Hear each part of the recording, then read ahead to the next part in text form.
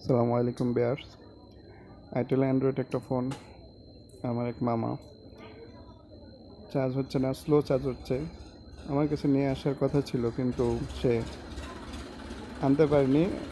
কারো একজন মাধ্যম দিয়ে শহরে মোবাইলটা সার্ভিসিং সেন্টারে পাঠিয়েছে, যেহেতু মোবাইলটা ওয়ারেন্টি ছিল।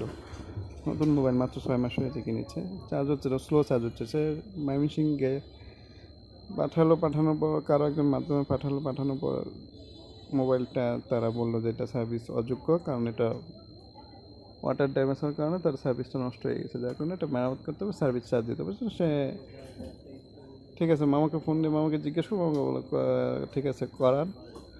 তারপর মোবাইলটা নিয়ে আসলো, আসার পরে মামা দেখলো যে আবার আগেই সমস্যা, স্লো চার্জিং। তো জিজ্ঞেস করলো, সে বললো হ্যাঁ, সার্ভিসিং থেকে 400 টাকা কস্টিং খরচ নিয়ে সার্ভিসিং করে দিয়েছে, ঠিক আছে। এখন মামা আমার কাছে নিয়ে আসলো, তাই আমি বললাম যে মামা আগে তো বলছি নিয়ে আসার জন্য, এখন কেন দেরি করলেন? তো এখন বলছে বাবা আবার আগের সমস্যা, চার্জ হচ্ছে না। তাই আমি মোবাইলটা দেখলাম, চার্জে দিলাম, দেওয়ার পরে আমি আধা ঘন্টা দেখলাম, আধা ঘন্টা মাত্র 4% চার্জ, মানে স্লো স্লো বলতে চার্জ হচ্ছেই না। তো আমি মোবাইলটা খুললাম, খোলার পরে দেখলাম যে ওয়াটার ড্যামেজ, সম্পূর্ণভাবে ভিতরে ওয়াটার ড্যামেজ হওয়ার কারণে মোবাইলটা পরিপূর্ণভাবে চার্জ প্লাগ হচ্ছে না, অর্থাৎ চার্জিং বোল্ট সাপ্লাই হচ্ছে না, যার কারণে মোবাইলটা চার্জ হচ্ছে না। আমি তাহলে খুললাম, খোলার পরে মোবাইলটা ভালো করে ওয়াশ করলাম, ওয়াশ করার পরে প্যানেলগুলো আবার লাগালাম। আমি কিন্তু কোনো কোড বা কোনো কিছু চেঞ্জ করিনি, জাস্ট ওয়াশ করে দিয়েছি। ওয়াশ করে পানিটার ভিতরে যেটা ছিল এটা পরিষ্কার করে রিমুভ করে দিলাম। পানি পরে একটু জং ধরে গেছিলো, তাই আবার ফিটিং দিয়ে দেখবো যে এটা চার্জ হচ্ছে কিনা। কিন্তু বিষয়টা এমন হচ্ছে যে আমি সেটটা যখন খুললাম, সেটটা কিন্তু ইনটেক ছিল, স্টিকার ছিল, সব কিছু ছিল, মানে কোনো কিছু খোলা হয়নি, কোনো কাজও করা হয়নি। কিন্তু যে মানুষ যে আসলে এত খারাপ হতে পারে যে কোনো কাজ ছাড়া একটা লোক কীভাবে 400 টাকা বিল করে।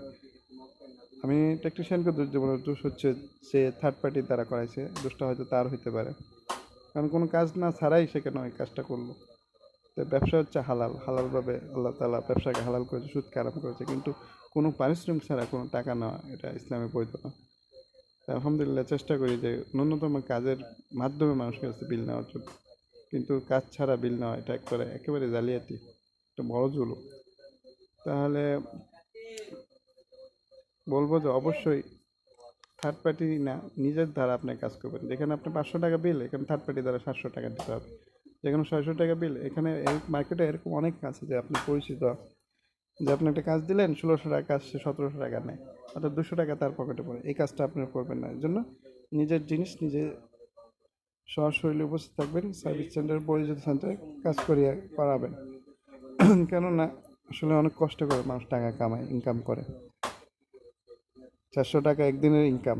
সুতরাং এগুলোর বিষয়ে সতর্ক থাকবেন। আর সর্বশেষ বন্ধুদের আমি বলি যে কোনো বিষয়ে আসলে আমরা কিন্তু সার্ভিসিং দেওয়ার জন্য বসি না, আমরা আসলে মানুষকে পরামর্শ দেওয়ার জন্য অনেক সময় বসে থাকি। যে কেউ একজন আসলো, আমার সাথে পরামর্শ করলো, কি হলো, কি হচ্ছে, মোবাইলটা কি সমস্যা, কত টাকা কষ্ট হতে পারে, কি হতে পারে, এগুলো বিষয়ে সর্বোপরি আমাদের পরামর্শ দেওয়ার জন্য আমি প্রস্তুত থাকি। কেননা এটাও একটা একরাম, আল্লাহ তাআলা হর হালক মাখলুকে মানে কী করা, একরাম করা। আমি চেষ্টা করি যে সব সময় মানুষের কী করা, যে ন্যূনতম উপকার করার চেষ্টা করা। তাই আমি আমার বন্ধুদেরকে বলবো যে যে কোনো সময় যে কোনো পরামর্শের জন্য আমাকে নক দেবেন, আমাকে পাশে পাবেন, আর যে কোনো বিষয়ে আমাকে জানাবেন, আমি সমাধান করার চেষ্টা করবো। টাকা দিতে হয়তো পারবো না, কিন্তু তথ্য বা পরামর্শ দিয়ে আমি চেষ্টা করবো আপনাদের সহায়তা করার জন্য। সুতরাং সর্বশেষ বিষয় যে নিজের কাজ নিজে করাবেন, কাউকে দিয়ে পাঠাবেন না, তাহলে এতে ভোগান্তি আছে। আর আপনি কাজটা মোবাইল অবশ্যই কাজ শেষে আপনি মোবাইলটা পরিপূর্ণভাবে সব চেক দিবেন,